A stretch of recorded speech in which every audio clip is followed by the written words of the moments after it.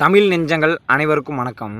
இப்போ ஒரு 6 நாட்களுக்கு முன்பு கன்னியாகுமரி மாவட்டத்தை சார்ந்த நாம் தமிழர் கட்சி நிர்வாகி அண்ணன் சேவியர் குமார் அவர்களை ஒரு சில திமுகவை சார்ந்த திருட்டு நாய்கள் வெட்டி படுகொலை செய்தது.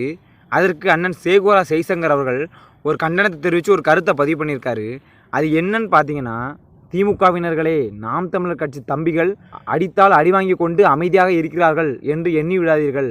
அவர்கள் திருப்பி அடித்தால் உங்கள் கட்சியில் வாங்குவதற்கு ஆளே கிடையாது. ஏனென்றால் நாம் தமிழர் கட்சியில் இருக்கக்கூடிய அதிகப்படியான தொண்டர்கள் தம்பிகள் 15 வயதில் இருந்து 25-30 வயதிற்குள்ளானவர்கள் தான். ஆனால் திமுகவில் இருப்பவர்கள் அப்படி அல்ல, பணத்திற்காக கூடுகிறார்கள் அப்படிங்கிற மாதிரி அண்ணன் சேகோரா ஜெய்சங்கர் அவர்கள் ஒரு கருத்தை பதிவு பண்ணியிருக்காரு. அந்த கருத்தை நீங்களே பார்த்துட்டு வந்துருங்க. தமிழ் நெஞ்சங்களே, வன்முறை நோக்கி தன்னுடைய தம்பிகள் போயிடக்கூடாதுன்ற எண்ணத்தில் தான் சீமான் இருக்கார். ஆனால் ஒரு அளவுக்கு மேலே கட்டுக்கடங்க அளவுக்கு நீங்கள் நசுக்கிட்டே இருந்தீங்கன்னு வச்சுக்கோங்க, அடிச்சுட்டே இருந்தீங்கன்னா எவ்வளோ நேரம் திருப்பி அடிக்காமல் இருப்பான்? நான் கேட்குறேன். இப்போ நீங்கள் உந்து சக்தியாக தான் ஆகுறீங்க. முழுக்க நான் சொல்கிறேன், சீமான் தம்பிகள் பார்த்தீங்கன்னா சீமானுடைய தம்பிகள் அத்தனை பேருமே பார்த்தீங்கன்னா எத்தனை வயதுக்குள்ள நீங்கள் நினைக்கிறீங்க? அதிகபட்சம் எல்லாமே 15 பார்த்தீங்கன்னா 25 இல்லை 30, அவ்வளோதான். இளைஞர் மிகப்பெரிய இளைஞர் பட்டாளத்தை வச்சிருக்கிற ஒரே கட்சி எதுன்னு கேட்டிங்கன்னா நாம் தமிழ் தான். நீங்கள் எளிதாக பார்த்தீங்கன்னா ஒருத்தர் மேலே ஒருத்தர் கை வைக்கிறது. அதில் ஏற்கனவே ஒரு காலின்ற தம்பி முகநூலில் பதிவு போட்டார்னு சொல்லிட்டு நீங்கள் உள்ளத்துக்கு வச்சிங்க. இது அடுத்த கட்டமாக ஒரு கொலையே நடந்திருக்குன்னு சொன்னால் அவளை பார்த்தீங்கன்னா நீங்கள் ஏதோ நெருப்போட விளையாடுறாங்கன்னு நினைக்கிறேன். திமுக அரசு நெருப்போட விளையாடுது. இது பார்த்தீங்கன்னா ஒரு இடத்துல நீங்கள் பற்ற வச்சிங்கன்னா அது தீ எங்கே உங்களால் யாருக்கும் அணைக்க முடியாத அளவுக்கு தீ பற்றி. தமிழ் நெஞ்சங்கள் அனைவரும் இந்த காணொலியை பார்த்துருப்பீங்க. இந்த காணொலியிலிருந்து அண்ணன் சேவியர் குமாரை கொலை செய்த இந்த திமுக திருட்டு கும்பல்கிட்ட என்ன கேட்குறோம்னா, அடே திருட்டு கும்பல்களே, நீங்கள் ஆளுங்கட்சியில் உறுப்பினராக பொறுப்பில் இருந்தால் நீங்கள் பெரிய புடுங்கியாடா, நீங்கள் அருவா எடுத்து வெட்டுதீங்க. அதே மாதிரிக்கு நாம் தமிழர் கட்சி தம்பிகள் எடுத்து வெட்டினா என்ன ஆகும்? திமுகவில் இருக்க ஒவ்வொருத்தரும் இந்த முட்டி சத்தவனும் இவனுமா தான் இருக்கான். நாம் தமிழர் கட்சி புள்ளிங்க பூரா 25 30 வயசு, 15 30 வயசு, 40 வயசு வரைக்கும் இருக்காங்க.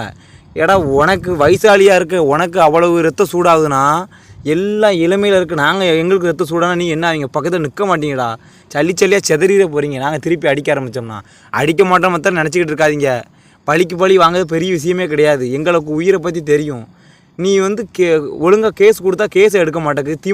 இந்த திமுக அரசு ஆட்சியில் இருக்குன்னு காவல்துறை அடக்குமுறை பண்ணி அண்ணன் சேவியர் குமாரை புதைக்குது. என்ன ஆட்சி நடக்குது? மக்களுக்கான ஆட்சியாக நடக்குது. நாசமாக போகுது நாடு.